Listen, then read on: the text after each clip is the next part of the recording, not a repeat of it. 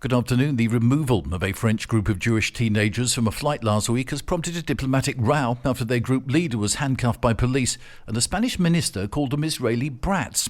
French government ministers have given a strongly worded statement condemning Transport Minister Oscar Puente's remarks and the actions of the police.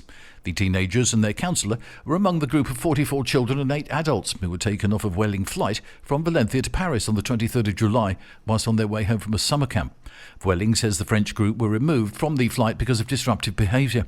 The airline has said it aims to provide a rigorous and transparent account of the facts. However, accounts of what happened before the incident differ dramatically and have led to allegations of anti-Semitism, which have been vehemently rejected by both the airline and the Spanish police.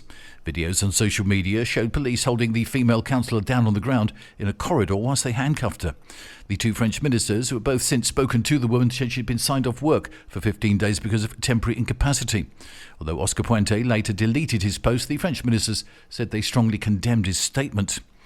The Supreme Court yesterday dismissed complaints accusing Prime Minister Pedro Sanchez and 6 of his ministers of criminal negligence in connection to last year's deadly floods in Valencia. The court said there was no evidence that the Prime Minister was criminally liable for the disaster in which 228 people died. The ruling similarly clears the European Commission Executive Vice President Teresa Ribera, who at the time was Sanchez's Deputy Prime Minister and who was among the cabinet members named in the suits. In the aftermath of last year's tragedy, authorities determined that a warning message from the Valencia regional government had been sent too late for many who found themselves trapped in low-lying homes as the floodwaters rose. Uncontrolled urban development in the region was also blamed for channeling rainwater that overwhelmed communities built in vulnerable locations. The police have released a new statement after 2 British children drowned off a beach in Catalonia. The brother and sister, aged 11 and 13, were dragged away from the shore by fierce currents in Yaga Beach in Salou on Tuesday evening. The children were pulled from the water, but despite medical attention were pronounced dead at the scene. Their father, who had also gone into the water, was pulled to safety alive by rescue teams. He was taken to hospital.